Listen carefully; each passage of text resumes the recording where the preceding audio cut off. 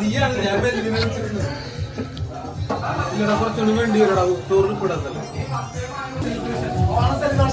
കിട്ടിയാ കിട്ടിയാ നാളേക്ക് അത് ഉറപ്പാ.